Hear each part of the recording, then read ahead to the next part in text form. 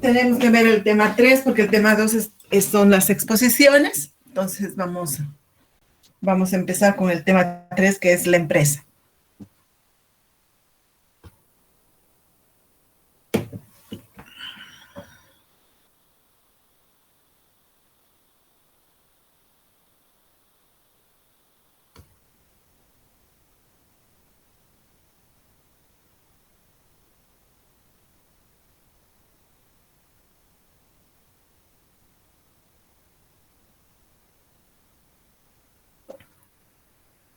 Ay, miércoles, se me fue.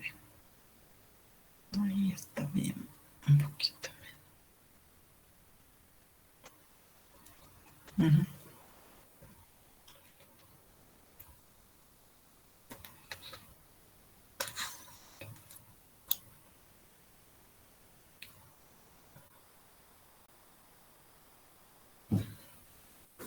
Bueno, en el tema 3 vamos a hablar sobre lo que es la empresa.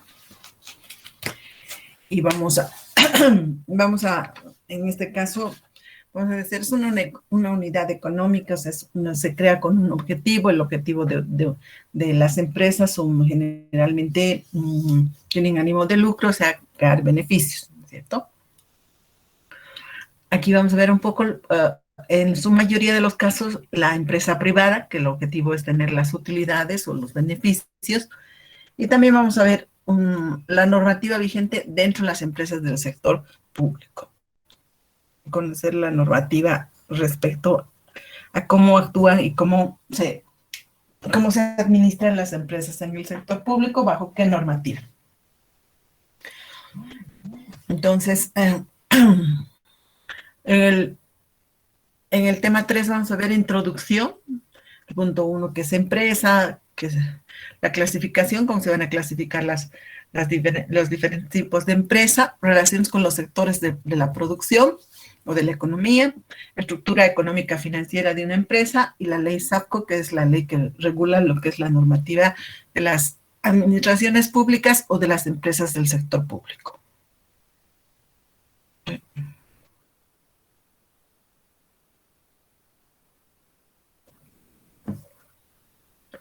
Entonces, una empresa se crea con un objetivo, está dedicada se dedica y se agrupa cierto número de personas, en este caso, con el objetivo de desarrollar una actividad que tiene, como dice, ánimo de lucro.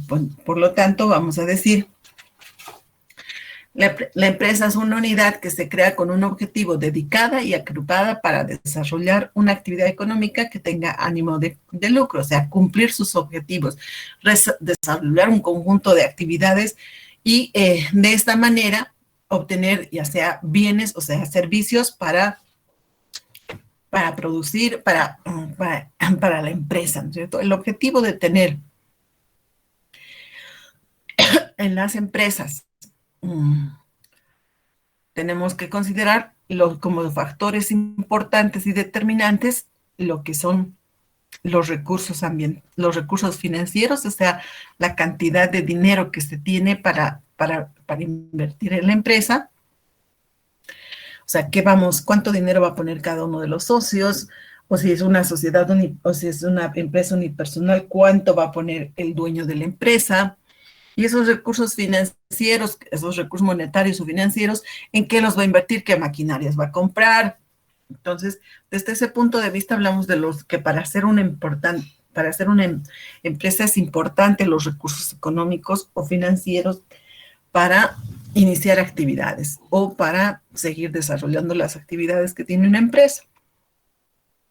Pero también no tenemos que olvidarnos que es importante y es determinante las personas, que son los factores activos en este caso, los propietarios, los administradores, los directores, los empleados, son todos aquellos los factores activos dentro de la empresa. En cambio, los recursos financieros, vamos a decir, son las inversiones, las maquinarias, pero son factores pasivos de la empresa.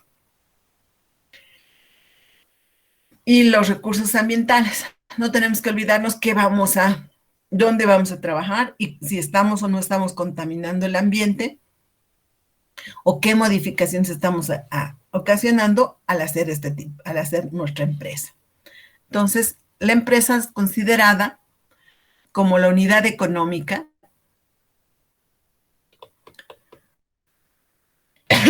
social con fines de lucro en la que el capital, el trabajo y la dirección se combinan para realizar una producción socialmente útil. Eso quiere decir que tanto el capital, el trabajo y la dirección tienen un objetivo. El capital son los recursos financieros, el trabajo son los recursos humanos, la dirección es la que nos va a dirigir en la empresa de cómo tiene que funcionar. Entonces, estos elementos que son capital, trabajo y dirección son necesarios para formar una empresa. Entonces, dentro de las actividades que se tienen, las actividades empresariales que se tienen en las empresas, podemos hablar de la dirección en las empresas. ¿A qué se refiere la dirección de empresas? La dirección define los objetivos, los recursos y la organización de la empresa en el largo, en el mediano, en el corto plazo. La gestión económica financiera se va a encargar de los temas relacionados con la contabilidad, las finanzas, los temas fiscales o impositivos, como quieran llamarles. La comercialización, entre otras cuestiones, tiene que ocuparse de lo que es la investigación de mercados, la gestión de ventas, el marketing. La dirección de producción va a ser aquella que diseña el producto, el proceso para realizarlo, controla la calidad de los materiales, de los procesos utilizados. La dirección de recursos humanos se encarga de seleccionar y formar al personal. Entonces, estas son las actividades empresariales genéricas más importantes dentro de una empresa.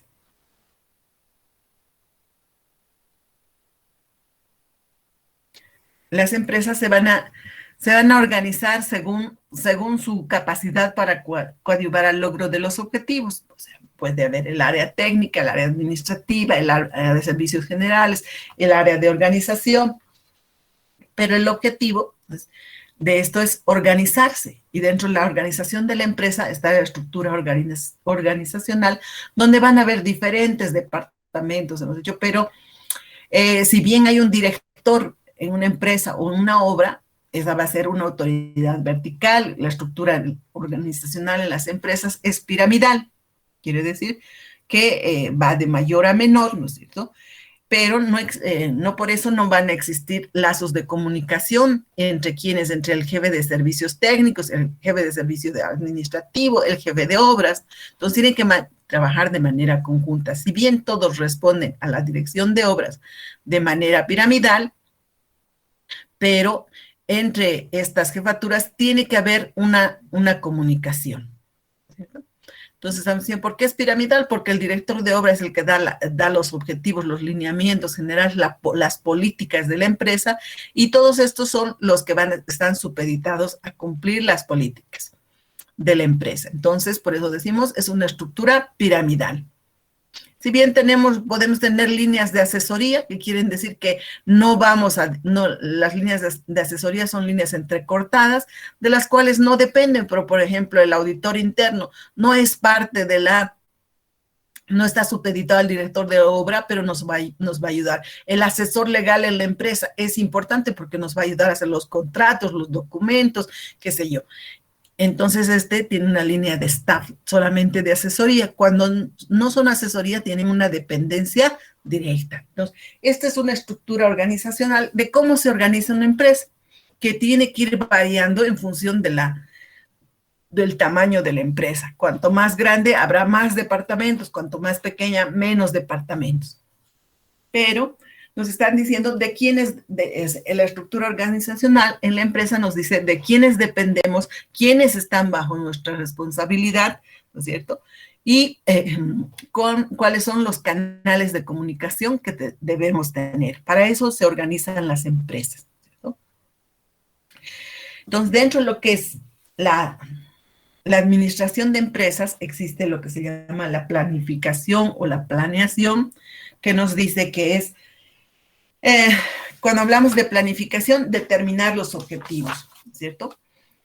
¿De qué estamos diciendo? Decisión sobre los objetivos. ¿Cuáles van a ser los objetivos? ¿Cuántos vamos a vender? ¿1000 unidades? ¿500? ¿200? Entonces, al hacer la planificación, estamos determinando los objetivos. Decisión sobre los objetivos que vamos a tomar. Vamos a definir cómo vamos a alcanzar esos dos objetivos y vamos a programar nuestras actividades para alcanzar los objetivos. Eso es la planeación, ¿no es cierto? Determinar los objetivos, pero no solamente decir, el objetivo es vender 1000. ¿Y cómo llegamos? Sabe Dios. Entonces, en la empresa tenemos que hacer una planificación bien estructurada, porque hemos dicho, nos vamos a trazar los objetivos, pero también tenemos que ver cómo vamos a llegar a cumplir estos objetivos. En la organización, el segundo elemento de la administración es la organización, que dice es distribuir el trabajo. O sea, qué recursos y actividades vamos a realizar para alcanzar los objetivos, cuáles son las atribuciones y cuáles son las responsabilidades. Entonces, establecer las relaciones necesarias dentro de la empresa. Para eso, ese es el objetivo de la organización de las empresas. La dirección. Cuando hablamos de dirección, es ejecución de las actividades. Por lo tanto, dice, vamos a designar los cargos. Él va a ser el jefe, él va a ser el cajero, él va a ser el contador. Entonces, designación de cargos, el director. Va a comunicar, va a tener un liderazgo, tiene que motivar a nuestro personal para que trabaje. Entonces, esos son los campos de acción de la dirección. El control se trata de comprobar y vigilar el trabajo. Por lo tanto, vamos a decir, al controlar se va a definir los estándares para medir el desempeño del trabajo, corregir las desviaciones. Estos son, entonces, la administración se aplica a todo tipo de empresas, ya sea empresas de servicios, empresas constructoras, empresas industriales, empresas comerciales, ¿cierto? Las personas van a realizar funciones administrativas de planeación, organización, dirección, control.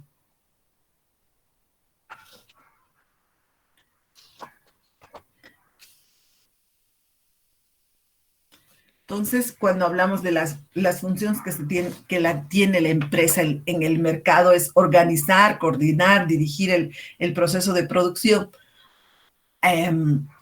Reducir los costos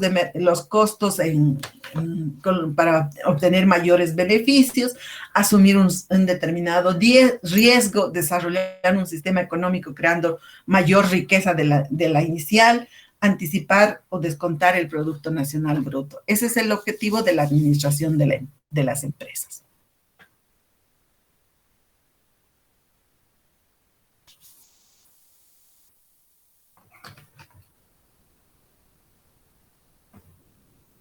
¿Alguna duda o consulta?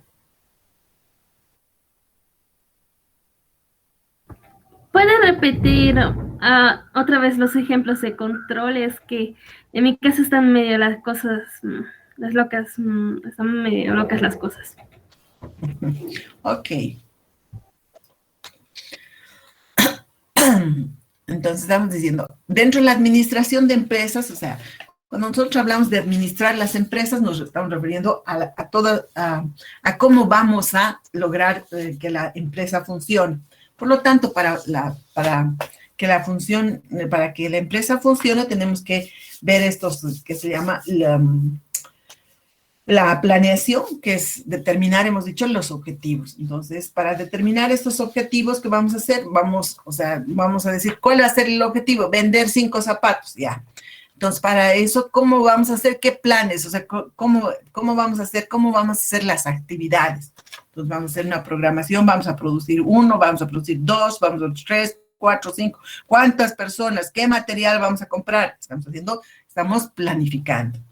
Si vamos a hacer la organización, es distribuir el trabajo, o sea, ¿cuántos operarios? Yo soy el director, entonces él va a producir, ella es la secretaria, estamos organizándonos, ¿no es cierto? ¿Qué actividades va a hacer cada uno de ellos? ¿Cuáles van a ser sus atribuciones y cuál es su responsabilidad? Pero la dirección habla de la ejecución de las actividades, o sea, por lo tanto va a decir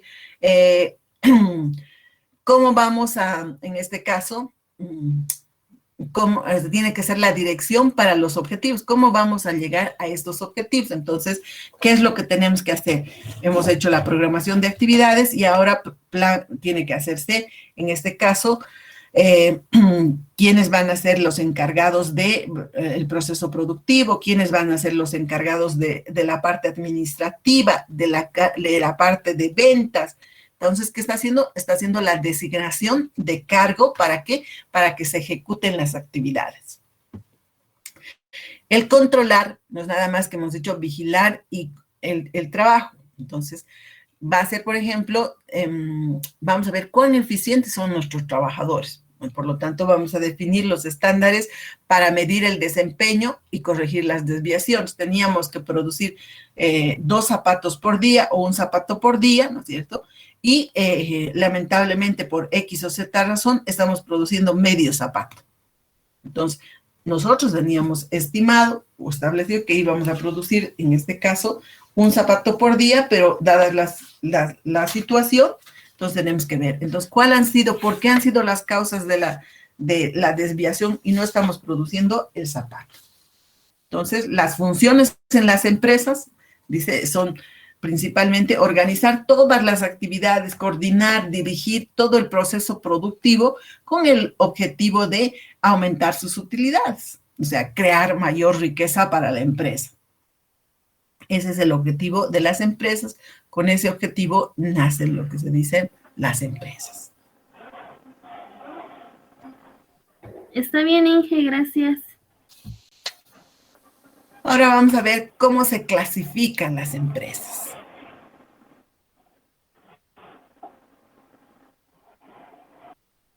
Entonces, 3.2, clasificación empresarial. Vamos a empezar con la clasificación de las empresas. Se dividen de acuerdo a su naturaleza y a su organización. Entonces, de acuerdo a su naturaleza, las empresas se dividen en empresas comerciales, industriales o de servicios, ¿sí? Esa es la primera clasificación que se tiene de las empresas. Cuando nosotros vamos a hablar de empresas comerciales, son aquellas empresas que se dedican solamente a comprar y vender mercaderías. Esa es su característica, ¿cierto? Entonces, las empresas comerciales solo compran y venden. En cambio, las empresas industriales son aquellas que van a transformar ya sea una materia prima o un material directo en otro producto terminado y obviamente lo van a vender, ¿cierto? Porque ese es el objetivo, la venta, en este caso, de los servicios o bienes que vayan a producir.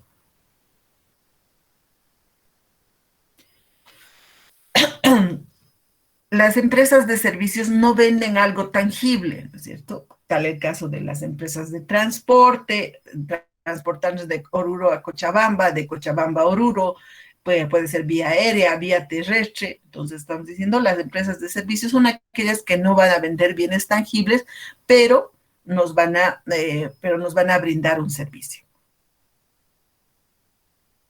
De acuerdo a su organización, las empresas se dividen en unipersonales y sociedades, ¿sí? Las empresas unipersonales quieren decir que es un solo el dueño. El dueño de la empresa es una sola persona, o sea, es una persona natural.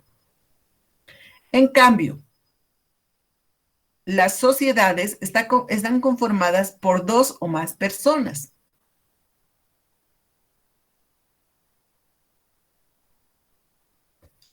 Las sociedades necesariamente tienen que ser, hemos dicho, 2 personas. Entonces tenemos, por ejemplo, la responsabilidad, las empresas de responsabilidad limitada, que son las empresas que funcionan con 2 hasta un máximo de 25 socios. Sus aportes de capital pueden hacerlo en efectivo o en especie. Por lo tanto, se va a hablar de un capital social. Podemos tener el socio A, el socio B y el socio C. Cada uno de ellos va a aportar un monto. Si tenemos el socio A y el socio B, cada uno de ellos aporta 5,000 bolivianos, tanto el A como el B, entonces el capital social de la empresa va a ser 10,000 bolivianos. Estos señores, como están aportando al 50%, ¿cierto? Las utilidades que se van a generar en estas empresas que son de responsabilidad limitada van a estar en función de sus aportes de capital. Eso quiere decir, si generamos una utilidad de 2,000, 1,000 a uno, 1,000 al otro, ¿cierto? Así como están establecidas la forma en que se tienen que distribuir sus utilidades, también tiene que estar establecido la forma en que se van a repartir cuando existan problemas de quiebra de la empresa. ¿Cómo van a asumir su responsabilidad? Lo mismo, 50-50. ¿No? Entonces, estas sociedades de responsabilidad limitada tienen que estar, su nombre, como se llama, la homonimia de la empresa, debe ir necesariamente acompañada de qué tipo de sociedad están formando. Entonces, para abreviar la responsabilidad limitada, podemos utilizar simplemente SRL o limitada, abreviado, pero que nos identifique qué tipo de sociedad se está formando. Luego tenemos las sociedades anónimas.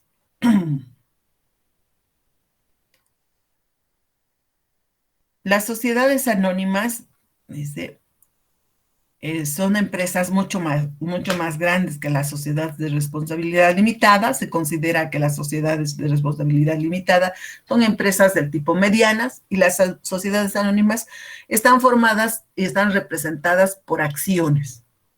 Entonces, son generalmente empresas multinacionales o empresas muy grandes las que forman las sociedades anónimas y su acción, ¿no es cierto? Puede valer desde 10 bolivianos cada acción hasta $1,000. O sea, debe ser siempre en múltiplos de 10, pero dice, tiene un valor la acción. Entonces, si uno quiere ser el socio mayoritario de las sociedades anónimas, tiene que tener el 51% de las acciones y en ese caso es accionista mayoritario. Puedo tener una acción, puedo tener 10, puedo tener 20. Entonces, ¿cómo me van a representar? En función de mis acciones suscritas y pagadas, ¿cierto? En el valor de las acciones.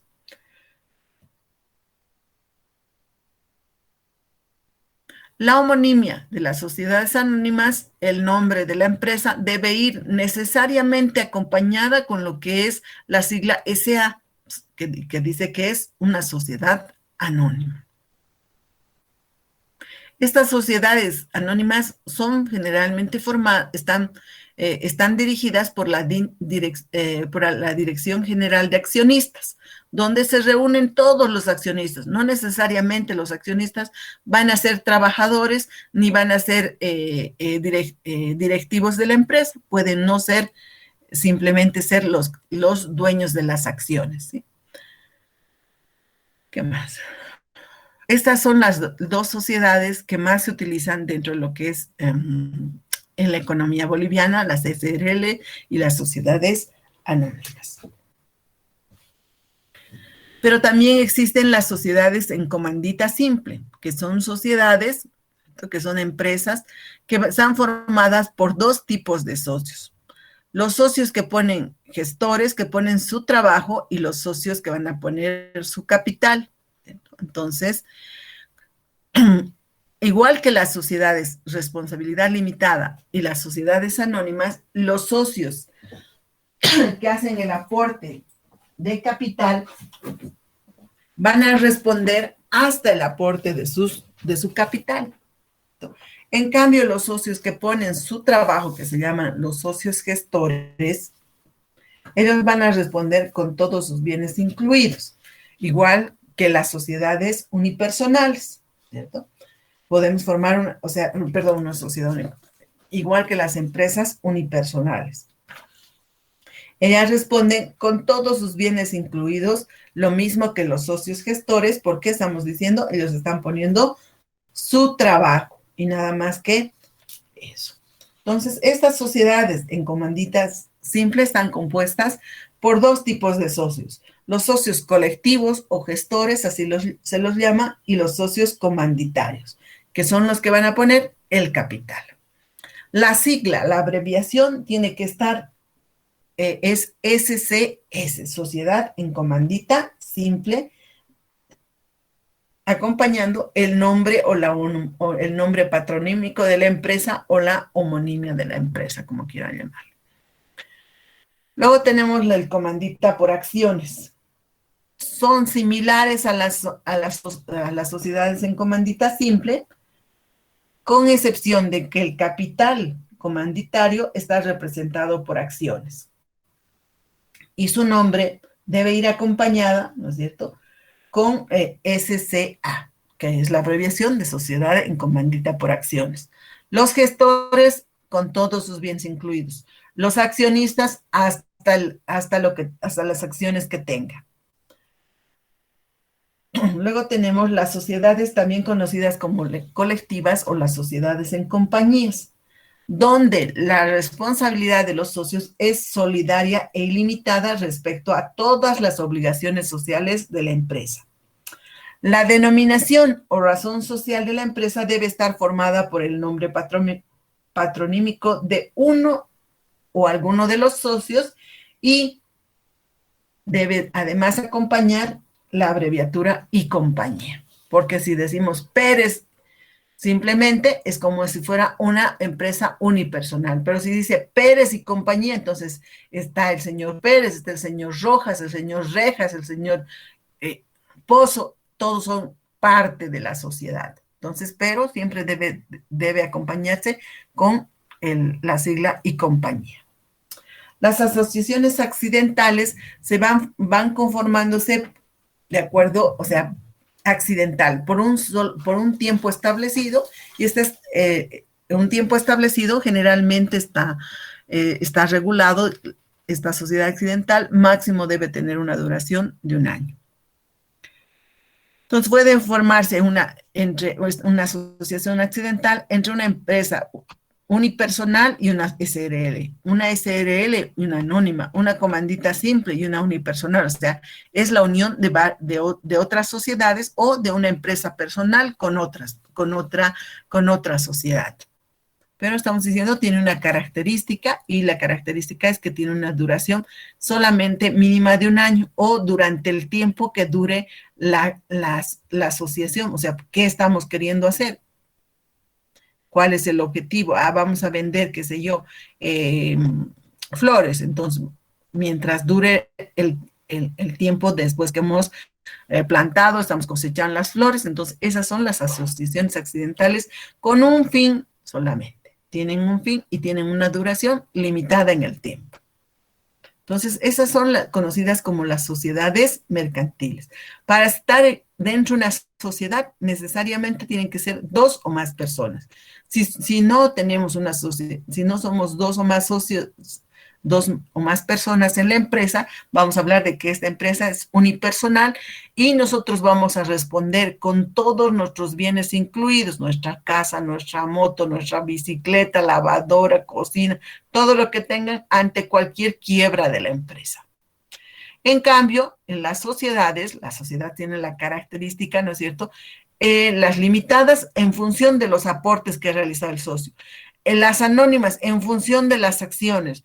En comandita simple o en comandita por acciones, depende qué tipo de socios somos, si somos gestores o somos socios comanditarios. Las sociedades en compañía responden de todos de manera solidaria y limitada, todos los que están formando la sociedad. En las asociaciones accidentales, cada uno va a responder si somos SRL, con SRL. Si somos sociedad anónima, en función de las acciones que tenemos y aportamos. ¿Alguna duda o consulta aquí?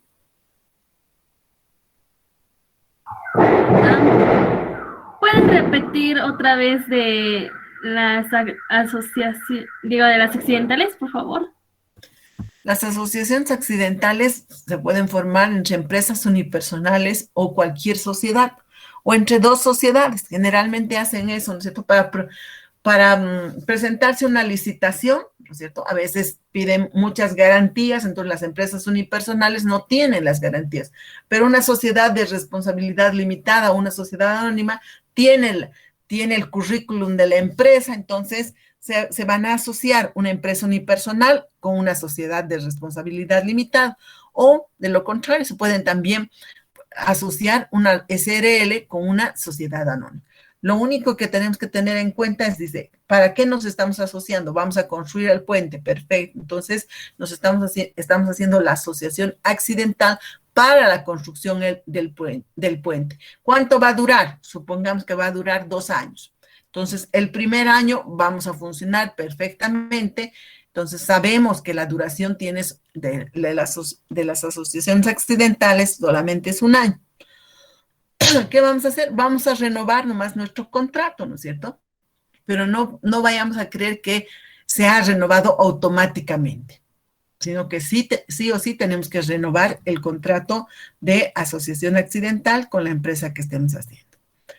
Cumplimos el trabajo, se termina el puente y entonces cada uno de las empresas nuevamente hace sus actividades que tiene que hacer. Se dedicaba a construir casas, construyen casas. Estos señores construían escuelas, entonces se dedicaban a construir las escuelas, ¿cierto? Esa es la característica de las asociaciones accidentales. Toda la normativa vigente para formar una sociedad, cuando queremos hacer una sociedad, está en el Código de Comercio boliviano. Licen, estaba hablando sobre qué pasa si las empresas quiebran, de qué manera responden las empresas ante la quiebra según su característica, por ejemplo, SRL, SA. Esa parte puedes reforzar, por favor. Claro que sí. Si somos una SRL, ¿no es cierto? ¿Cuánto hemos aportado de capital? Vamos a suponer que somos el socio A, 5.000 bolivianos. Yo voy a responder hasta esos 5.000 bolivianos ante cualquier problema de quiebra de la empresa, ¿no es cierto? Que no es lo mismo que una empresa unipersonal, hemos dicho. Las empresas unipersonales los dueños es una persona, ¿no es cierto? Entonces, estas tienen la característica que van a responder con todos sus bienes incluidos, por eso hemos dicho, de si tiene casa, tiene moto, bicicleta, lavadora, cocina, todo lo que tenga, ¿no es cierto? Que es de su propiedad, que esté a su nombre, obviamente, ¿no es cierto? Entonces, si en caso de quiebra se tenga que rematar, entonces se hace nomás, se utiliza nomás que su coche, que su casa, que su bicicleta, ¿no es cierto? Se hace el remate respectivo. En cambio, en las limitadas, no.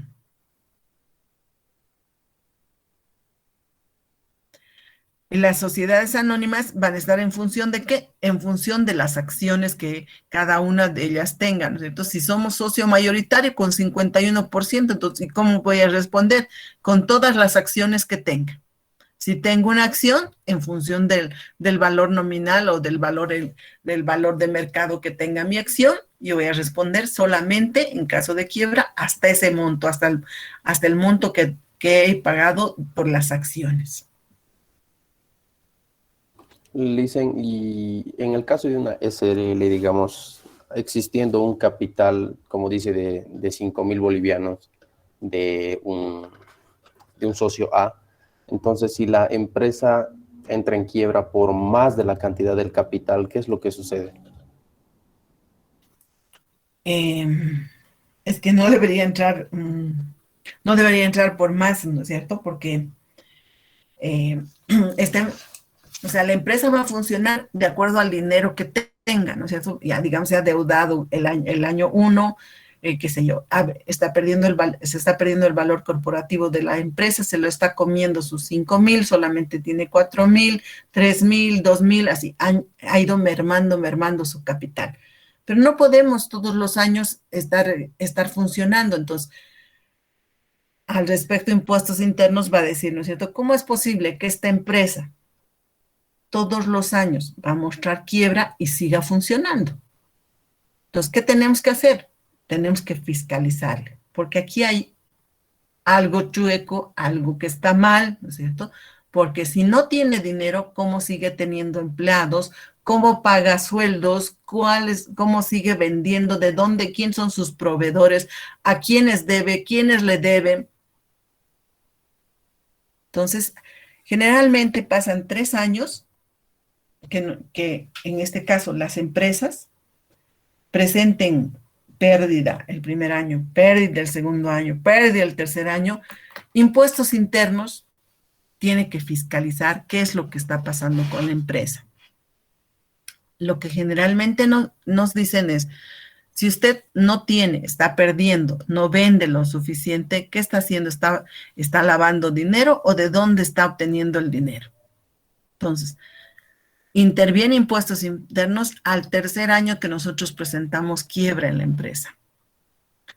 Hace las revisiones. Si nosotros por no pagar el impuesto a las utilidades estamos mostrando quiebra en la empresa, entonces impuestos internos nos va a descubrir que estamos haciendo una doble contabilidad, que no es correcto, ¿no es cierto? Pero si por el contrario impuestos internos ve que nosotros realmente estamos en quiebra, no estamos apenas sobreviviendo, entonces dice, se tiene que declarar en quiebra la empresa. Entonces, lo primero que tiene que hacer es cuántos trabajadores tiene, cuánto se les debe de las indemnizaciones. Lo primero que se paga es a los trabajadores. Y después dicen, a ver, entonces ahora, ¿quiénes tienen documentos que acrediten que esta empresa les debe? Si nosotros tenemos un documento, nos presentamos y decimos, nos debe $100,000, perfecto. Entonces, ¿dónde está su documento? Listo. Ya, usted va a ser el segundo de la lista, el tercero, el cuarto, el quinto. Entonces, ¿qué van a hacer? Van a vender todos sus bienes. Tenían maquinarias, tenían carretillas, tractores, qué sé yo. Todo se vende, se paga primero a los empleados, se paga hasta donde se pueda pagar. Y esa es la quiebra. Y entonces se disuelve la sociedad.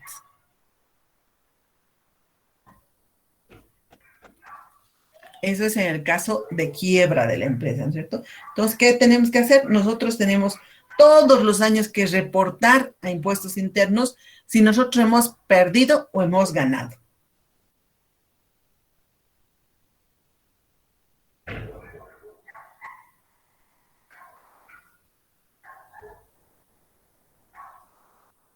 ¿Alguna duda más aquí?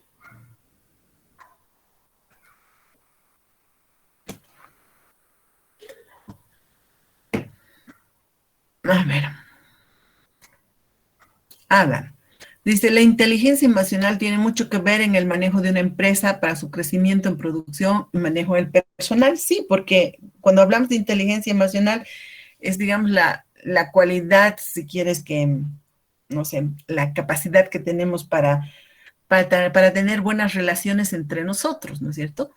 Y es importante, sí, porque la empresa va a funcionar con los recursos humanos.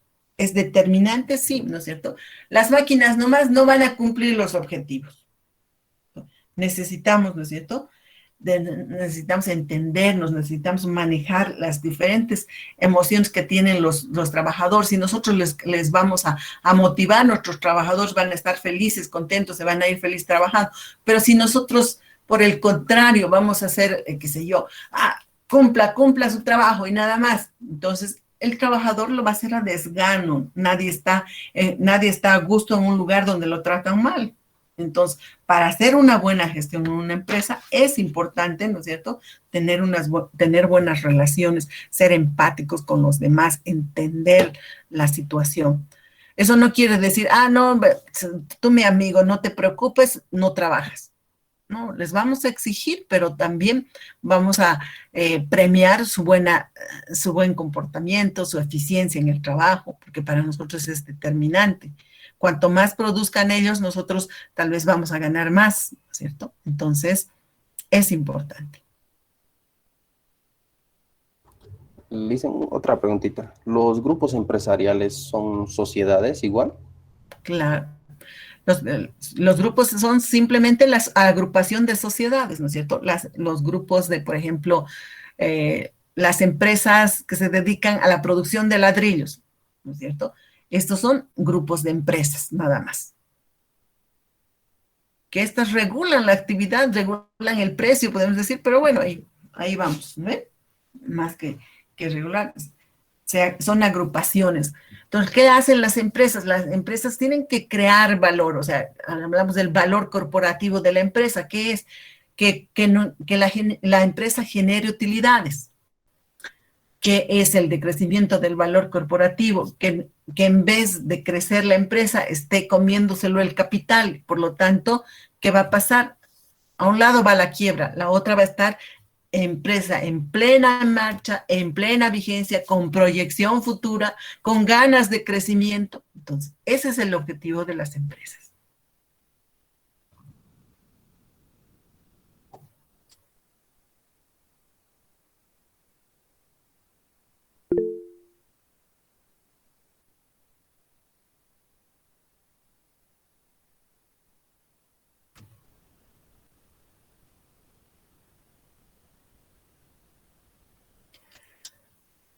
¿Qué factores debemos tomar en cuenta como prevención para que una empresa no entre en quiebra? Pues, o sea, los dueños de las empresas no tienen por qué ser solamente industriales, contadores, auditores del área de las administrativas, ¿no es cierto? Un doctor también puede ser dueño de su empresa, de su clínica, un odontólogo, qué sé yo, lo que sea, ¿no es cierto? Aunque no tenga profesión, puede ser dueño de una empresa. Lo importante es que tenga el capital y tenga la mente emprendedora, ¿cierto? Eso es hacer empresa. Entonces, para que nuestra empresa esté funcionando, ¿qué tenemos que controlar? Nuestros ingresos y nuestros gastos. ¿Y dónde vamos a ver nuestros ingresos y nuestros gastos? En los estados financieros de las empresas.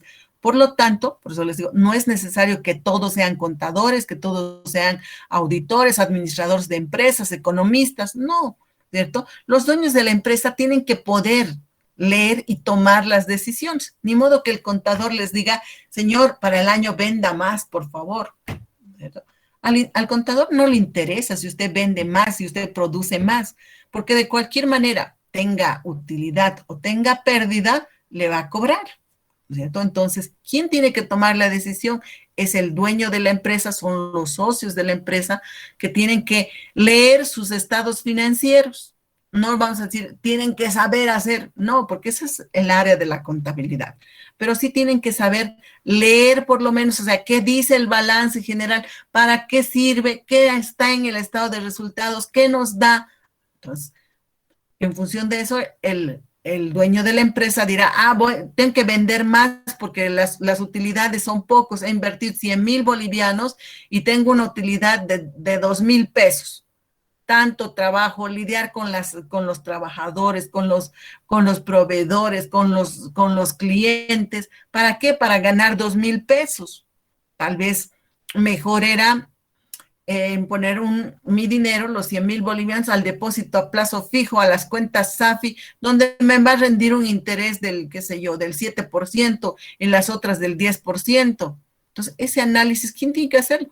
La persona que realmente quiere invertir en la empresa, que no necesariamente tiene que ser contador o economista para hacer inversiones.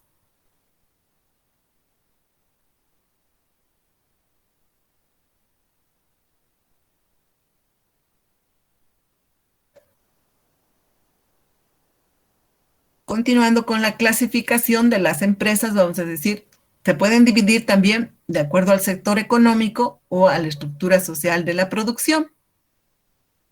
Al sector económico en empresas que contribuyen a la economía nacional, como las empresas primarias, las secundarias, terciarias y cuaternarias, que eso vamos a ver en el siguiente capítulo, qué empresas son primarias, cuáles son las terciarias, cuáles son las secundarias en nuestro país.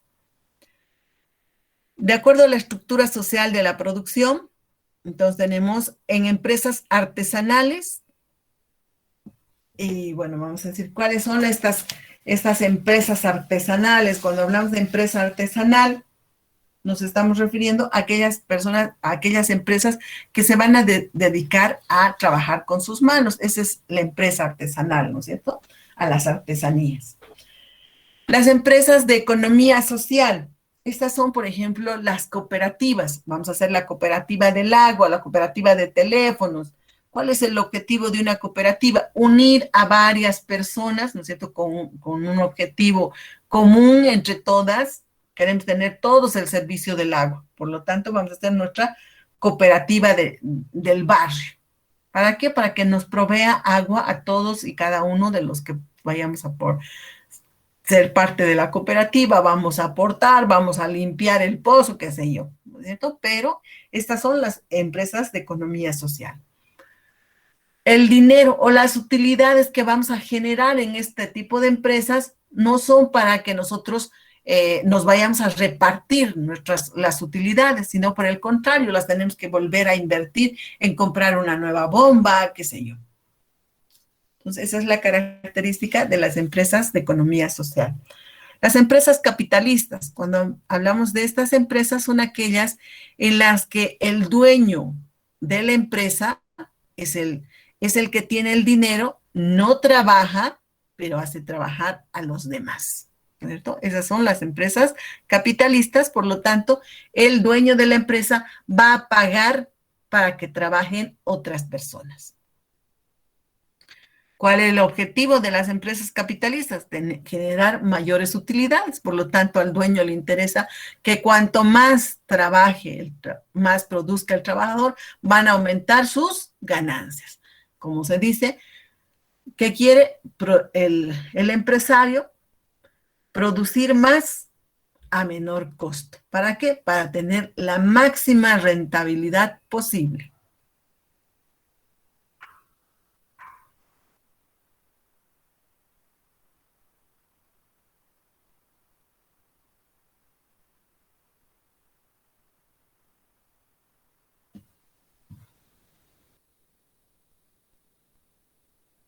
De acuerdo a su tamaño y de acuerdo al sistema técnico de producción. Entonces, de acuerdo a su tamaño se dividen en empresas grandes, empresas medianas y empresas pequeñas. Entonces, ¿cómo vamos a definir si es grande, es mediana o es pequeña? ¿En función de qué? En función del volumen de ventas de la empresa o el número de empleados que tenga. Si son empresas pequeñas, van a ser empresas familiares, tal vez unipersonal la empresa, pero que el papá es el dueño de la empresa, los hijos van a colaborar, ¿no es cierto? La esposa va a colaborar, entonces son empresas familiares, casi del tipo familiares, conocidos como las microempresas o empresas o las pymes, ¿no es cierto? Son las pequeñas empresas. Las empresas medianas mínimamente van a tener 20 empleados y su volumen de ventas va a ser relativamente, no va a tener mucho movimiento. En cambio, las empresas grandes van a tener arriba de 100 empleados y el volumen de ventas va a ser muy amplio. Entonces, para nosotros clasificar si son grandes, pequeñas o medianas, tenemos que ver el volumen de venta y el volumen de ventas y el número de empleados que tiene la empresa. De acuerdo al sistema técnico, se van a dividir en empresas monoproducto, multiproducto, empresas que producen en serie, empresas que producen por pedido. Entonces, monoproducto, aquellas que un solo producto, ¿no es cierto? Dentro el ejemplo de empresas que producen un monoproducto, podríamos decir las empresas constructoras. La producción se realiza en un solo lugar, por lo tanto, está centralizado. Empresas multiproducto. Las empresas multiproductos van a ser aquellas que van a producir varios productos, o sea, una gama de productos. Vamos a hacer mesas, vamos a hacer sillas, vamos a hacer, qué sé yo, vitrinas, camas. Entonces estamos haciendo muchos productos, por eso estamos llamando empresas multiproducto. Producción en serie. La producción en serie, vamos a decir, cuando nosotros sacamos del mismo tipo, de las mismas características.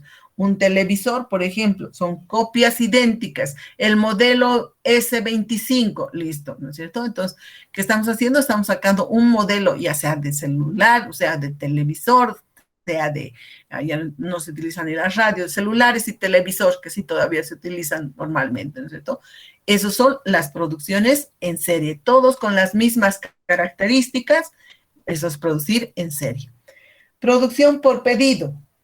No requieren esta producción, no requiere continuidad. Por ejemplo, podemos decir, ay, no sé, por pedido, necesitamos un engranaje. ¿Dónde vamos a ir?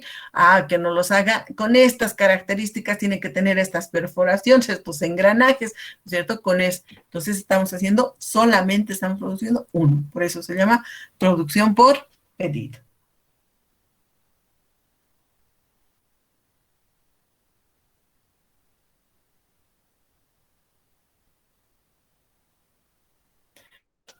Aquí sí, dudas, consultas, paramos ahí un ratito.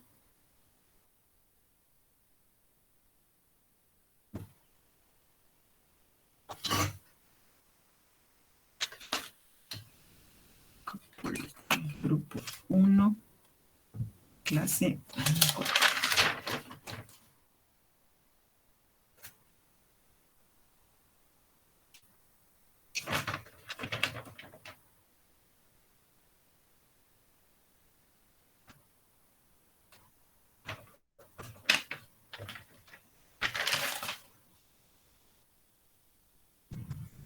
No hay dudas, todo está claro.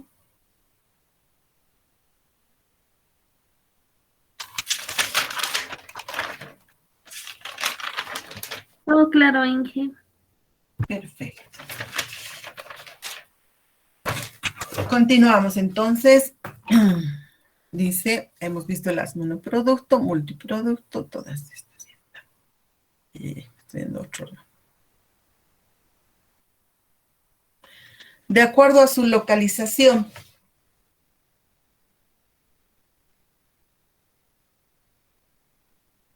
De acuerdo a su localización, las empresas se clasifican en empresas monoplanta y empresas multiplanta.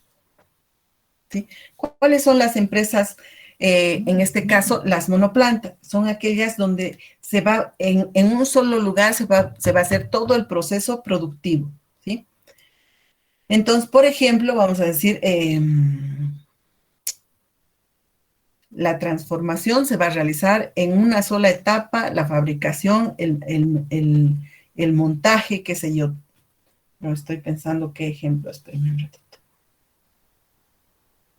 Por ejemplo, los muebles, ¿no es cierto? La transformación, desde que entra la madera hasta que sale el producto terminado, que va a ser la silla, la mesa, ¿sí? Esas van a ser, por ejemplo, las empresas monoplanta, donde todo se va a producir en un solo lugar, en una sola planta, ¿sí?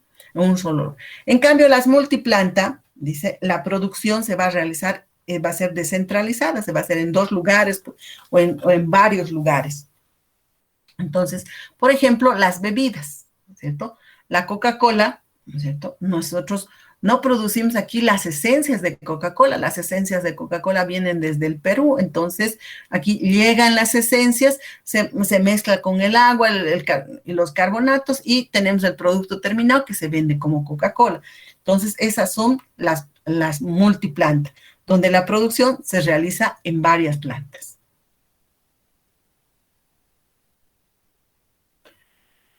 De acuerdo al ámbito de competencia, dice, tenemos las empresas locales, las nacionales y las multinacionales. Las locales van a ser las que van a vender, por ejemplo, en el departamento, todas las empresas que venden dentro Cochabamba. Las nacionales a nivel nacional, en Oruro, Cochabamba, Santa Cruz, Potosí, todos los departamentos. Las multinacionales van a ser las empresas que van a trabajar ya con el exterior, con capitales ya mayores. Entonces, esa es la clasificación de las empresas según su ámbito de competencia.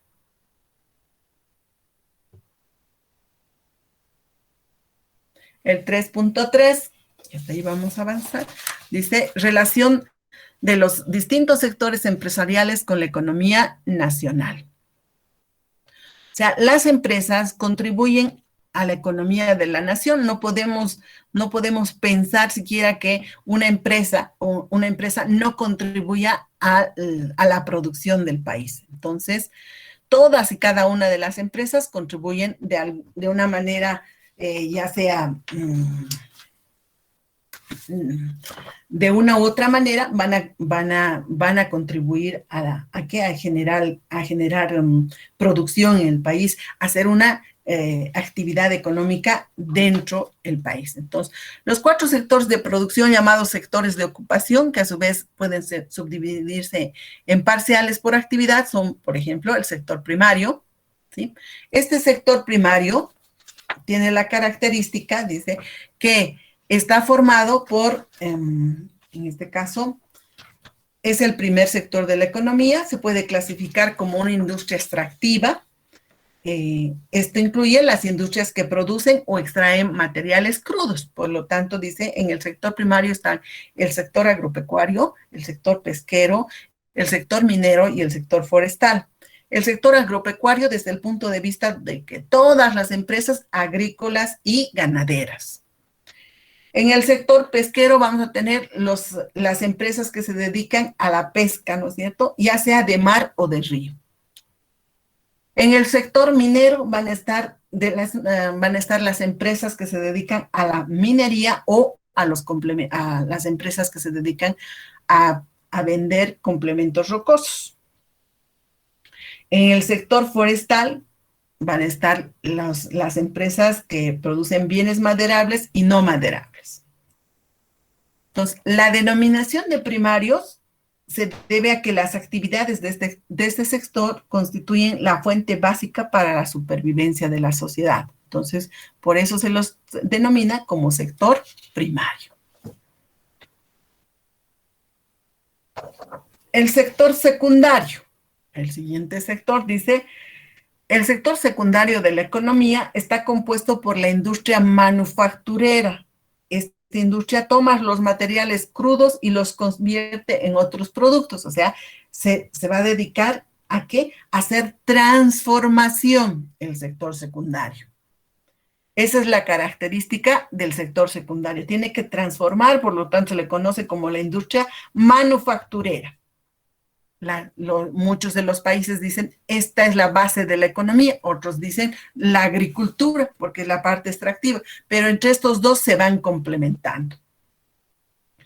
Dentro de estas empresas tenemos las empresas industriales, las empresas energéticas, las empresas mineras y las empresas de la construcción. Entonces, en el sector industrial vamos a tener todas aquellas que hacen transformación, todas las manufactureras, aquellas que hacen ladrillos, aquellas que hacen pantalones, las que transforman una materia prima o un material directo en otro producto terminado. Esas son las empresas del sector industrial. En el sector energético vamos a tener las empresas de hidrocarburos y el sector eléctrico. En las empresas mineras, la diferencia con el sector primario, que también tenía el sector de la minería, y ahí veíamos la minería y los complementos rocosos, aquí tenemos que decir, en estas empresas se va a considerar parte del secundario porque a partir de la minería se pueden crear distintos productos. Tal es el caso de que si nosotros vendemos estaño puro, estamos en el sector primario. Si nosotros vendemos papel estañado, estamos en el sector secundario, porque este mineral lo estamos transformando y estamos vendiendo en otro producto con diferente acabado, creando distintos productos. El sector de la construcción. Estos van a ser puentes, van a ser empresas que se dedican a hacer puentes, carreteras, vías férreas, presas, no sé, plantas generadoras de energía eléctrica. Entonces, este sector va a utilizar los insumos ¿de quién? Del sector primario y los va a transformar. Entonces, para eso, por ejemplo, la empresa constructora va a utilizar la arena, va a utilizar el cemento, qué sé yo, el acero, el hierro, lo que sea. ¿Para qué? Para hacer puentes, para hacer carreteras. Está haciendo la transformación, que esa es la característica del sector secundario. Sector terciario. El sector terciario de la economía es la industria de servicios. Estas no proporcionan un bien físico, pero proporcionan valor. Entre esas empresas tenemos las empresas de transporte, las empresas de comunicaciones, las empresas comerciales, las empresas turísticas, las empresas que se dedican a hacer la parte sanitaria, a la educación, las empresas financieras, a las empresas administrativas. Y vamos a hacer énfasis en las empresas comerciales. Si bien venden el lapicero, pero ellos no han producido, ellos solamente están haciendo la actividad de comercialización. Entonces, esa es la característica de este sector, del sector terciario. No proporciona ningún bien físico, pero proporcionan valor. Y finalmente tenemos el sector cuaternario, que en nuestro país no hay muchas de estas empresas, pero en la economía mundial sí. ¿Sí? El sector cuaternario dice, produce servicios altamente intelectuales, como ser la investigación, el desarrollo, la innovación, la información. Hay empresas que se dedican a investigar la vacuna, a desarrollar, a innovar o a informar, ¿no es cierto? Como es el caso, por ejemplo, del Facebook, que es una empresa que se dedica a eso. Entonces, esas son las empresas que están dentro del sector cuaternario. Entonces, son varios los negocios, como ven, unos dicen negocios, otros dicen empresas, otros dicen corporaciones, ¿no es cierto? Pero son lo mismo, ¿no es cierto? Son empresas, son entes que se dedican a la producción y van a satisfacer las necesidades de la población en general. Se van a apoyar unos con otros, pero son parte del sector. Entonces podemos decir, por ejemplo, un sector se divide en subsectores, un subsector se divide en ramas de actividad. En una rama de actividad hay varias actividades. Ejemplo, una carnicería que parecería que está ahí puesta y es la carnicería del barrio, pero dice, corresponde al sector comercial. Su subsector, el comercio minorista, pues se dedica a la venta de carne, al raleo. La rama de actividad, los productos perecederos.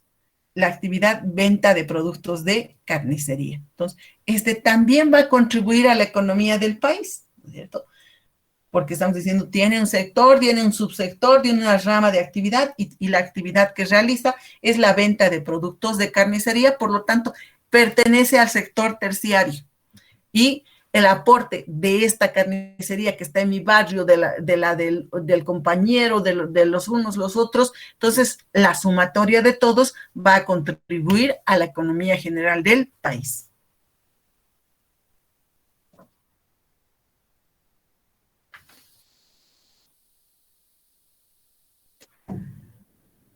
¿Alguna duda o consulta aquí?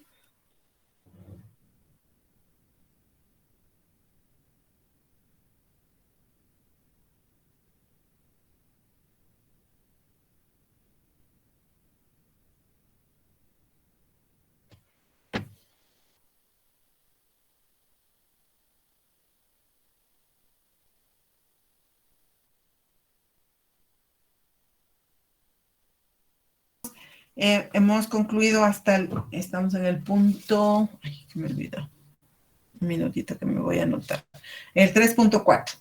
Para la siguiente clase, continuamos con, listo. Ahora vamos a ver, teníamos algunos problemas de grupos. Hay personas que no tienen grupos, mientras los del grupo 1, que es el que va hoy día a hacer la exposición. Espérenme que revise, por favor, mi listita, que todavía no los conozco.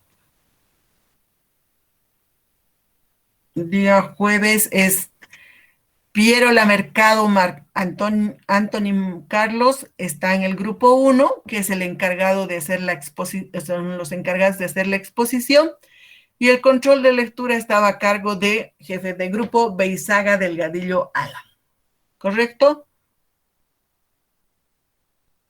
Sí, licenciada. Entonces se van preparando, Sí, por licenciada. favor. Mientras tanto vamos a ir solucionando, les damos unos 5 minutitos para que se vayan preparando, se organicen bien. Y hay quienes no tienen grupo. ¿Solo Denilson? Sí, ingeniería no tengo grupo. Yo también no tuviera grupo, licenciado. Ya. Juan, ¿nadie más? Yo tampoco, licenciado. John, listo.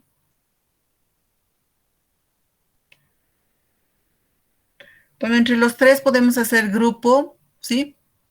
Denilson, John y Juan.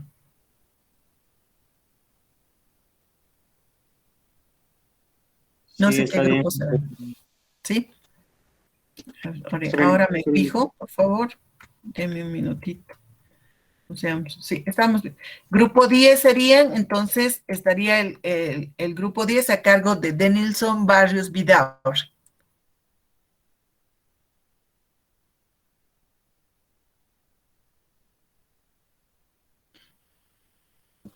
Yo me anoto para luego ya ver.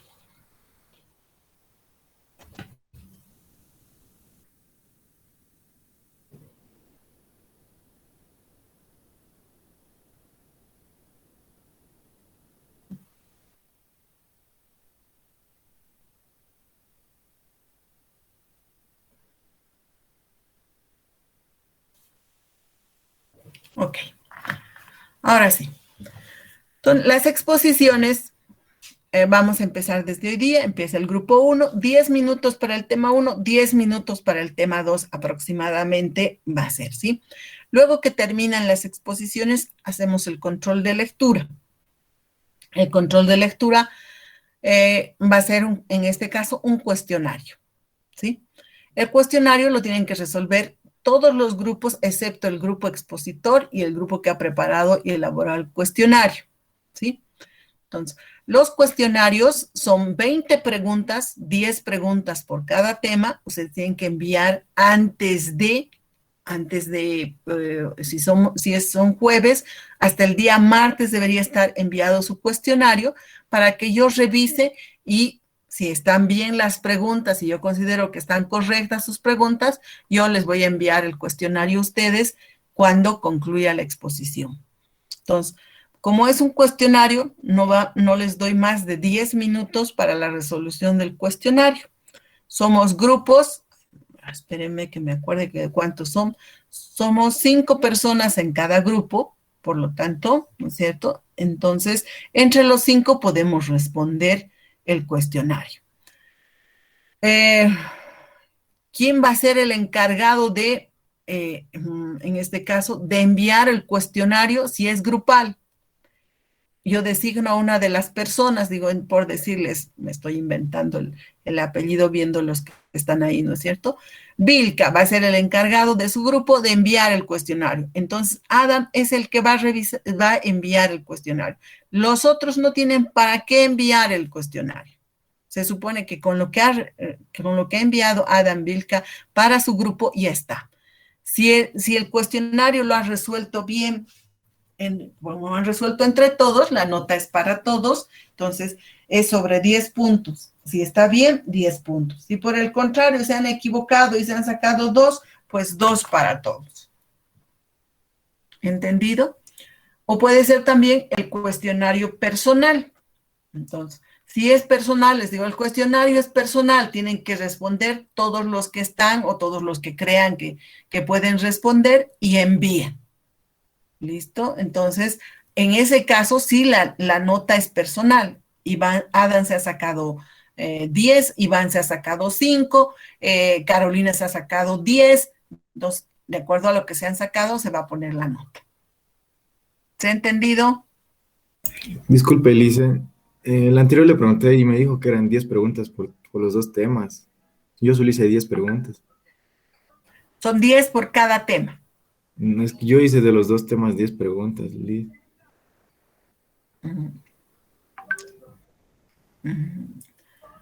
Sí, bueno, yo ya he revisado seguramente su cuestionario y ya he puesto, ¿no es cierto?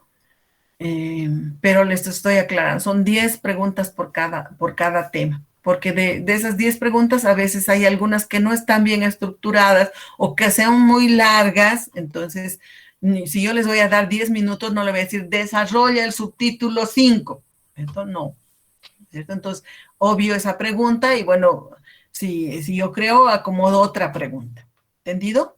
Es para eso la revisión. No es que ustedes tengan que, o sea, que una vez que yo revise, yo les vuelvo a enviar, les vuelvo a decir, corrija esto, y yo las corrijo, las preguntas, y yo estructuro el cuestionario.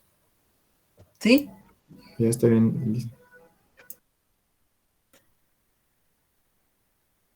¿No hay más dudas? Una pregunta, Liz. Adelante. Después de terminado de lo que van a exponer, las preguntas que nos va a mandar, tenemos que tiempo, ¿hasta qué tiempo tenemos para entregar? O sea, por eso les he dicho más o menos 20 minutos la exposición. Estamos ahorita 15:31, digamos hasta las 4, 4:10, 4:15, nos atrasamos máximo hasta las 4:15, ¿no es cierto? En el peor de los casos. Pero generalmente yo 4:10 ya les voy a decir, hora, corten, ¿no es cierto? ¿Por qué? Porque les digo, ya envío el cuestionario y tienen 10 minutos para responder el cuestionario. Son 10 preguntas, no necesitan más de 10 minutos. Entonces, y son 5 personas resolviendo el cuestionario. Entonces, les digo, bueno, generalmente está programado el cuestionario para cerrarse 16:30, si termina la clase, 16:30 se va a estar cerrando el cuestionario.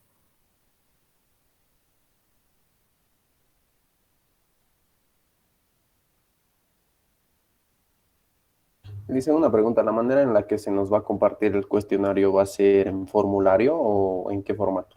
Sí, en formulario. Unas veces en formulario, otras veces les voy a decir, hagan un resumen, hagan un, qué sé yo, del subtítulo tantos, listo. Pero ya les voy a avisar, no se preocupen. Entonces, si es resumen, no les voy a decir, el resumen de todo el capítulo 1 en 5 minutos. Imposible, ¿no? Si Ingeniera, son resumen, entonces, se verá. si el Adelante, cuestionario Pablo. va a ser como grupal, usted va a designar quién va a enviar el cuestionario, Sí. eso es, ¿verdad? Correcto. Y solo voy a revisar al que le he designado. Si me envía, por decirte, le he dicho a Alan y usted, que es del mismo grupo, suponiendo, ¿no? Que Paola es del mismo grupo que Alan, está enviando Paola y no está enviando Alan, entonces no reviso porque usted no estaba en mi lista. A no ser que, digamos, Lice, esté enfermo. Ahí sí, ¿no? Lice, buenas tardes. No estoy en ningún grupo. ¿Me puedo acoplar a un grupo? Al grupo 10 que está a cargo de, a ver, espérenme, Denilson Barrios, Sonia Saavedra Albarracín. Al grupo 10, ¿no ven qué? Sí. Ahí está su teléfono 717-67-66-3. Ya serían 4 integrantes. 767, ¿no? 7176-7663. Ya, listo. Gracias, Lice. ¿De qué? Sí, hoy será por formulario.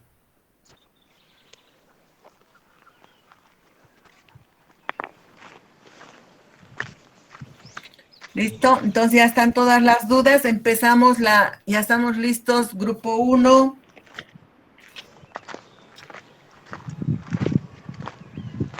Sí, licenciado, listo.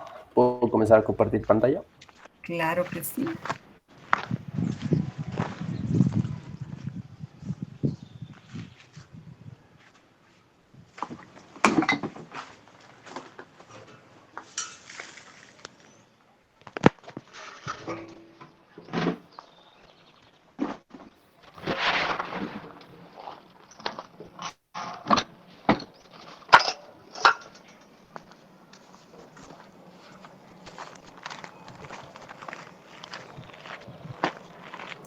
Lice, disculpe, ¿será que Sony puede apagar su micrófono? Si se me escucha. ¿Se escucha Yo le muy- voy a, no se preocupe. ¿Está bien? Sí, muchas gracias. Adelante, cuando quieran empiezan. Son solamente 4 integrantes, ¿no es cierto? Sí, licenciada. Pierola, Equilea, Rojas y Felipe. Ya. Buenas tardes, licenciada. Buenas tardes, compañeros. Somos el grupo 1 y vamos a exponer el capítulo 2 y 3 del Manual de Economía Política. El capítulo 2. La producción mercantil, la mercancía y el dinero. La producción mercantil hace referencia a la producción de un bien material que es exclusivamente para la venta, no para el consumo propio. La producción mercantil se efectúa desde mucho tiempo atrás, como vemos en la imagen, desde la época de las cavernas, con el intercambio, la transacción de mercancías, hasta la actualidad, que es el intercambio y la transacción de mercancías a través de Internet. El surgimiento de la producción mercantil viene dado y marcado por 2 factores. Uno, que es la división social del trabajo, que es donde una sola persona ya no realiza la producción de un producto entero, sino que se los divide para hacer tareas concretas y sencillas. La división social del trabajo presenta las siguientes ventajas: el ahorro de capital, el ahorro de tiempo y las tareas a realizar son más sencillas. Otro punto es que existen diferentes propietarios y distintos medios de producción. Por ejemplo, las industrias, las fábricas textiles, fábricas de cualquier índole. Ahora, la producción mercantil se divide en la producción mercantil simple y la capitalista. En la producción mercantil simple hacemos referencia a que el producto le pertenece directamente al productor, al que hace ese producto, y no es considerada una mercancía porque no es para intercambio, no es para la venta. La producción capitalista, por otro lado, no pertenece al productor, sino que pertenece al capitalista, al empresario. Y este producto pasa a ser una mercancía porque es para la venta, porque está destinado para la venta. La mercancía y el trabajo creador de mercancías. El valor de uso. Se entiende como la propiedad que posee la mercancía de satisfacer una u otra necesidad humana. La mercancía puede ser un objeto de primera necesidad como el pan, la ropa. También puede ser un objeto de lujo como vinos o carros. Puede ser también un medio de producción como la maquinaria, la olla o el hierro. Valor de cambio de mercancía. Se entiende como la capacidad de ser intercambiada en el mercado. Aristóteles, filósofo de la antigüedad Grecia, señalaba ya que no puede haber cambio sin igualdad, ni igualdad sin equiparación. A todas las mercancías le son inherentes en una u otra medida las propiedades siguientes: utilidad, capacidad para ser objeto de demanda y oferta, escasez o rareza, y trabajo. Únicamente el trabajo es la verdadera base, o como decía Marx, la sustancia del valor. Cuanto más trabajo se requiere para la producción de una u otra mercancía, tanto mayor es el valor que posee el artículo en cuestión. Como por ejemplo, el oro es más caro que el carbón de piedra. ¿Por qué? Para buscar el oro, para limpiarlo de impurezas, se requiere mucho más trabajo que para la extracción de igual cantidad de hulla. El trabajo concreto. Nos dice que el hombre no puede trabajar en general. Su trabajo es, en todos los casos, bien el de un zapatero, el de un agricultor, el de un minero, etc. Y crea el valor de uso de la mercancía. El trabajo abstracto es el desgaste físico, mental y psicológico y crea el valor de cambio. Como por ejemplo, si un zapatero cambia un par de botas de 100 kilos de grano, es porque tanto las botas como el grano encierran igual cantidad de trabajo abstracto. El trabajo privado y social. Trabajo privado. Hace referencia a empresas individuales donde los productores de mercancías administran su economía. Y el trabajo social es el carácter social del trabajo, no se exterioriza, más que en el cambio en el mercado.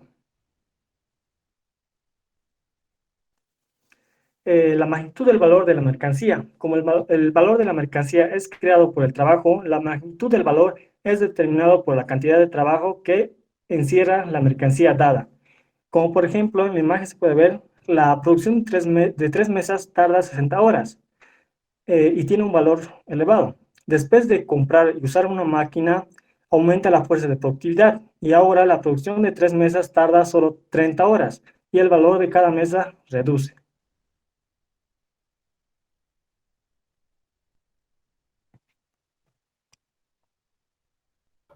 Ahora vamos a hablar sobre las formas de valor. Existen cuatro formas de valor, comenzando desde el valor simple. La forma de valor simple, que quiere decir que es el intercambio de mercancías sin evaluar el valor de cada mercancía. Por ejemplo, estamos viendo en la imagen que puedes intercambiar una camisa por una manzana. No tiene relación de valor entre las dos.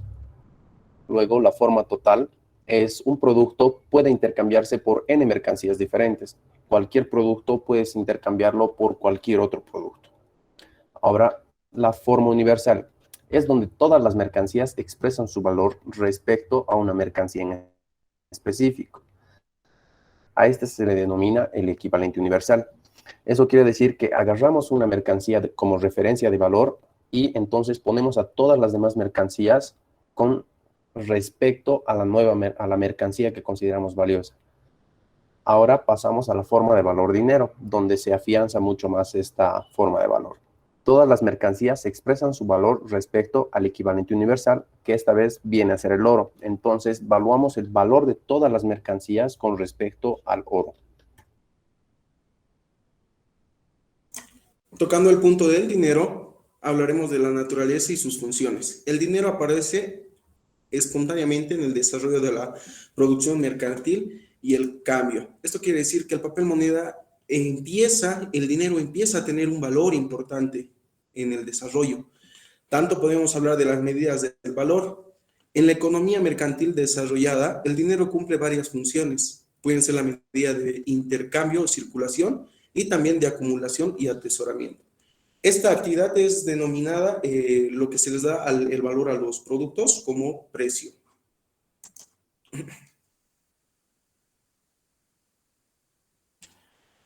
Y como les dije, vamos a hablar el oro y el papel moneda, que esto da la inflación. ¿Por qué? El papel moneda representa la cantidad de dinero oro existente en dicho estado. Si la cantidad de dinero es superior al oro que tiene el estado, eso produce que exista la inflación, ya que el dinero bajará su poder adquisitivo. Como podemos ver en la imagen, representa que antes se podía comprar con $10 o 10 bolivianos una gran cantidad de productos, pero a medida del desarrollo y a medida de los años fue bajando el valor del dinero. Eso es lo que nos dice que es la inflación. Un ejemplo muy grande es, por ejemplo, de cómo habló, ¿no?, el economista, el secretario de Economía, sobre la canasta familiar, que dijo que antes con 100 bolivianos se podía comprar bastante cosas. Es eso lo que se denota ahora con este gran ejemplo.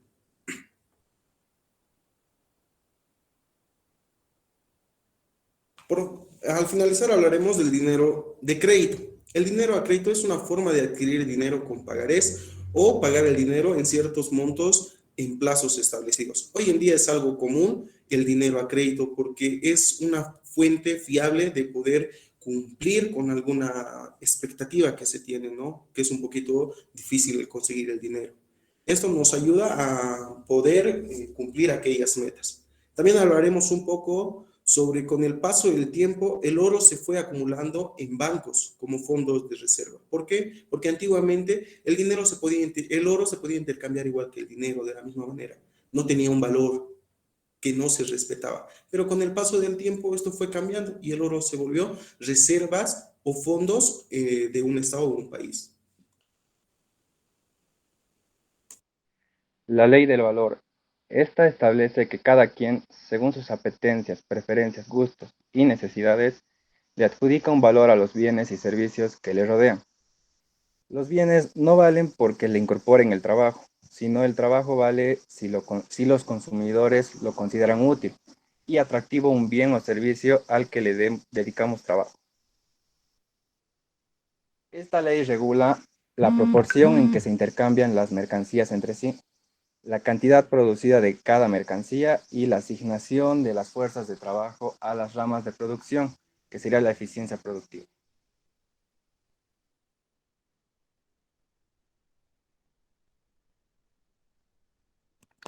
Capítulo 3. capital y plusvalía, el salario en el capitalismo. Lenin dio una definición sencilla: la acumulación originaria del capital. Surgimiento del capitalismo. Para el surgimiento del capitalismo son indispensables dos condiciones fundamentales. Primero, la existencia de seres personalmente libres, pero carentes de medios de producción y de medios de existencia, lo que los obliga a vender su fuerza de trabajo. Y segundo, concentración de grandes sumas de dinero y medios de producción en manos de personas particulares. La riqueza se acumula en manos de unos cuantos.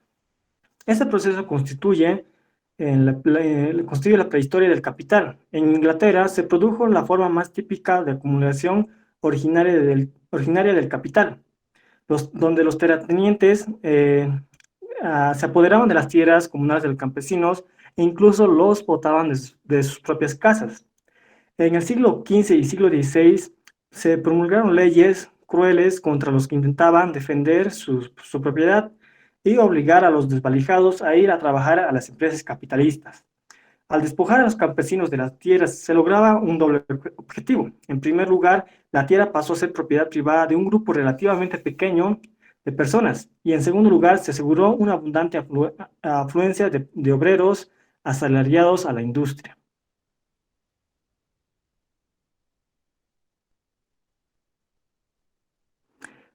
Conversión del dinero en capital. La fórmula general del capital. El dinero de por sí no es capital, sabemos, ya que existía mucho antes de surgir el capitalismo. La fórmula general del capital es DMT, muy diferente a cuando existía la circulación mercantil, que puede expresarse mediante la fórmula MDM, mercancía, dinero, mercancía. En la fórmula general del capital, DMD, se refiere más a que el capitalista no vende para comprar, sino compra para vender. La fuerza de trabajo como mercancía, su valor y su valor de uso. La fuerza de trabajo es el conjunto de capacidades físicas e intelectuales que posee el hombre y emplea en el proceso de la producción de bienes materiales. Como toda mercancía, la fuerza de trabajo debe poseer, y en efecto posee, valor y valor de uso. En resumen, el valor de la fuerza de trabajo lo determina el valor de los medios de existencia indispensables para satisfacer las demandas físicas, sociales y culturales habituales en el país en cuestión, que presentan el obrero y su familia, así como para la capacidad del mismo. La fuerza de trabajo como mercancía posee también valor de uso. El valor de uso de la mercancía es la fuerza de trabajo, consiste en la capacidad del obrero para crear en el proceso de trabajo un valor mayor que el de su fuerza de trabajo.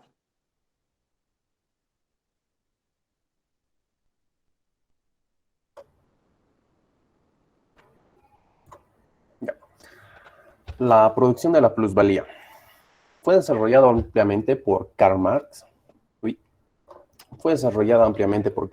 A partir del siglo XIX. Hace referencia al excedente monetario originado del trabajo humano de cualquier acción productiva. En otras palabras, el valor no pagado del trabajo obrero del cual se hace propietario el empresario. Esto viene a ser la plusvalía. El plusvalor, al ingresar al mercado, se convierte en mercancía y se vende. Ahora aquí vamos a explicar un poco mejor sobre los tipos de plusvalía. Vamos a poner un ejemplo simple de una empresa y un empleado, un asalariado. Nosotros vamos a denominar al trabajo necesario como el valor de la fuerza del trabajo de esa persona. O sea, el valor que esa persona cobra. Es como decir su sueldo. Ahora, esa persona dentro de la empresa genera un valor de 100 bolivianos diarios en su jornada laboral de 8 horas, como ejemplo, ¿verdad? Ahora, esta persona en el trabajo necesario, que acá tenemos como ejemplo 6 horas, cubre el costo que tiene de su fuerza de trabajo, que es el valor de la fuerza de trabajo.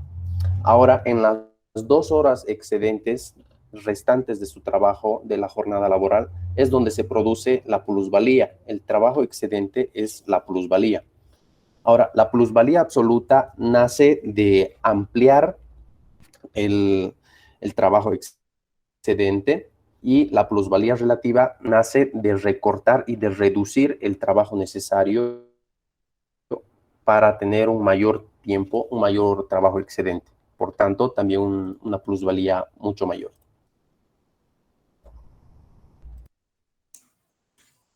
Hablaremos del capital y sus partes integrantes. El capital como relación social de producción.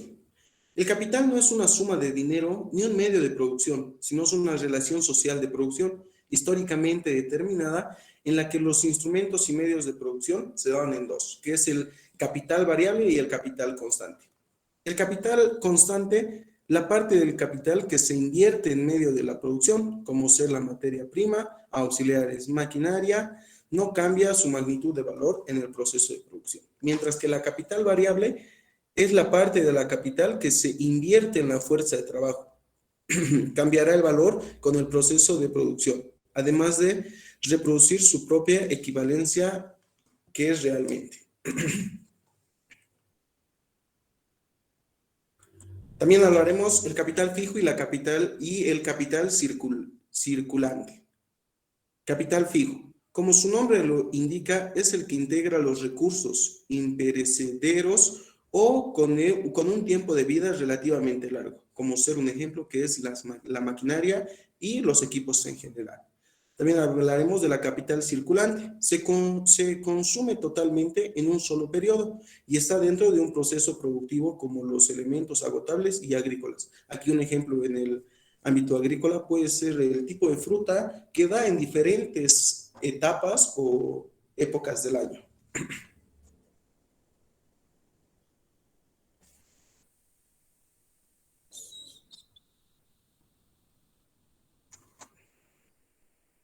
Hablaremos también de la masa y la cuota de plusvalía, cuotas de plusvalía.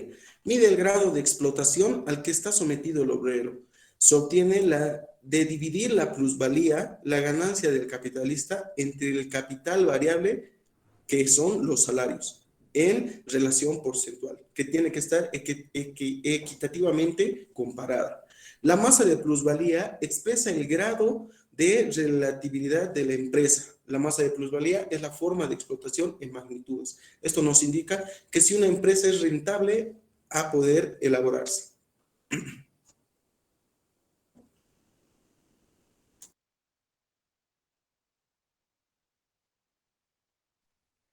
Las fases del desarrollo del capitalismo en la industria. La cooperación simple es cuando el capitalista reunía a un número relativamente grande de obreros que realicen todos ellos un trabajo igual, aumentando de este modo la productividad del trabajo, y eso le facilitaba al capitalista tener un menor costo en el campo que utilizaba, ya que todos trabajaban en un mismo lugar. La manufactura. Esta preparó las condiciones indispensables para el paso a la gran industria maquinizada, que fueron la simplificación de las operaciones, la cual permitió sustituir los brazos del obrero por la máquina. La ejecución de las distintas operaciones por separado, que condujo a la especialización de los instrumentos de trabajo. Y también preparó a los obreros adiestrados para la industria maquinizada. La producción maquinizada. Esta solo era empleada siempre que tuviera un costo inferior al de los obreros desplazados, es decir, que solo cuando le saliera ventajoso al capitalista.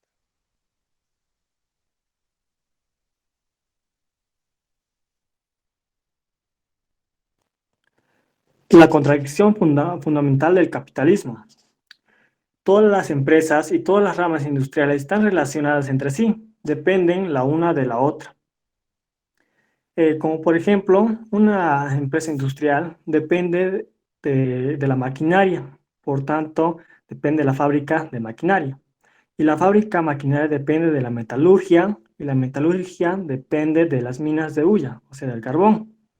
Mientras tanto, todas las empresas, así como la tierra y el subsuelo, son propiedad privada bajo el capitalismo. Los capitalistas se apropian de los productos del trabajo social. Surge y crece la contradicción entre el carácter social de la producción y la forma capitalista privada de apropiación.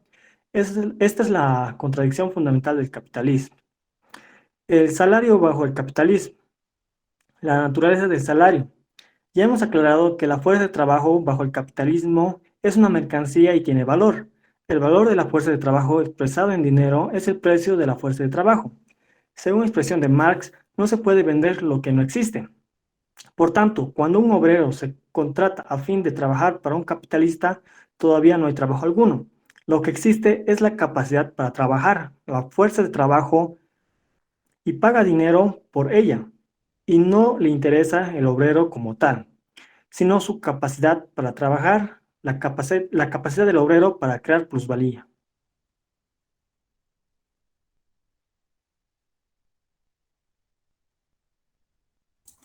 Relacionado a la diapositiva anterior, hablaremos de las formas del salario. Bajo el capitalismo, el salario reviste distintas formas. Eso depende del arreglo con el obrero. Aquí destacan dos, una que es por piezas o destajo y la segunda que es salario por tiempo. Explicaremos un poco sobre la primera, que es por pieza. Depende a la cantidad de piezas que realice el obrero. Se le pagará, depende al contrato que se hizo por piezas, ¿no? También hablaremos del salario por tiempo, que es el más común. Este se puede dar por una hora, por jornal, por una semana, por días, por quincenas. Esto depende igualmente del contrato que se tenga con el obrero, ya que cada hora de trabajo tiene un monto establecido de pago. Eso depende el tipo de acuerdo o administración del capitalista hacia el obrero.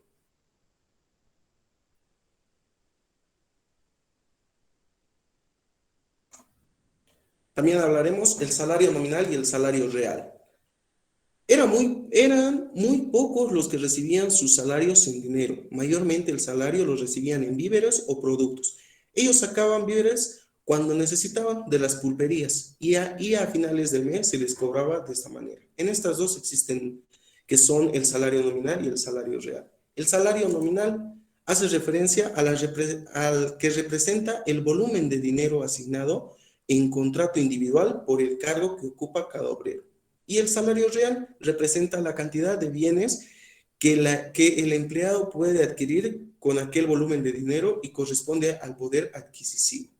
También hablaremos ahí, como podemos ver, esa es la imagen de una pulpería de la cual los empleados obreros podían retirar los productos que a final de mes se tenía que cancelar. Y para finalizar, hablaremos de un tema muy importante que es la lucha de la clase obrera por el aumento de los salarios. Es una lucha constante entre la clase obrera y el capitalista, ya que el empresario siempre buscará la manera de reducir el salario y sacar más ganancia, despreciando el trabajo del obrero. Como podemos ver en las dos imágenes, el obrero está sentado disfrutando de aquellas ganancias, mientras que el obrero está siendo explotado hace mucho tiempo sin tener beneficios. Y en la segunda imagen podemos ver cómo el dueño, el empresario, el capitalista, ve de distinta manera el dinero que se les da a los obreros, mientras que el obrero piensa que ese dinero no compensa todo el trabajo y el esfuerzo que realiza en su día a día laboral. Con este hemos terminado, ingeniero, licenciada, el tema número 2 y el tema número 3. Muchas gracias. Gracias, grupo 1. ¿Sí? Ahora vamos a distribuir les voy a decir cuáles van a ser los integrantes del grupo que va a ser el cuestionario grupal. Por lo tanto, una sola persona tiene que entregar el cuestionario. Vamos a empezar. El grupo 1 y el grupo 6, si quieren, pueden retirarse porque no tienen que hacer el cuestionario.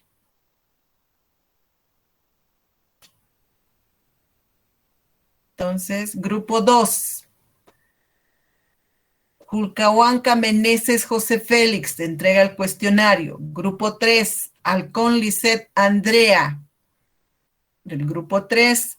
Del grupo 4, Astoraique Córdoba Jessica Belén. El grupo 5, Espinosa Romero Kevin. El grupo 7, Cardoso Claros Sherlyn Natalie. El grupo 8, Claros Flores Miguel Ángel. Grupo 9, Coca Caizari Félix. El grupo 10, Cepeda Coca Juan Iván. ¿Está correcto el grupo 10? Sí, sí, licenciado. Ah, ya, perfecto. ¿Sí? Entonces, el cuestionario les voy a enviar en este momento. El cuestionario es grupal. Solamente las personas del grupo van a entregar. Por lo tanto, tengo que recibir solo 10 cuestionarios nada más. Si no, el del grupo, pues bueno, si fuera por algún caso de enfermedad, sí vamos a considerar. Pero si es porque no vino, pues bueno, ya no consideramos. O sea, solamente los grupos que no han ni elaborado el cuestionario, ni han hecho la exposición. El grupo 1 y el grupo 6 en este caso, si quieren abandonar la reunión, no tengo ningún problema. Gracias por su trabajo, grupo 1 y grupo 6.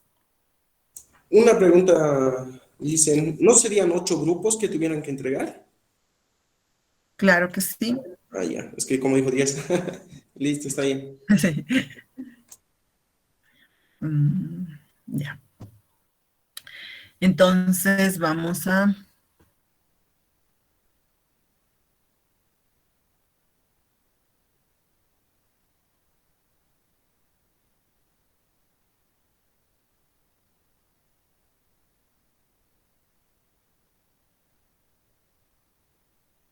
a cargo de Magne Gutiérrez Leonel para el siguiente jueves.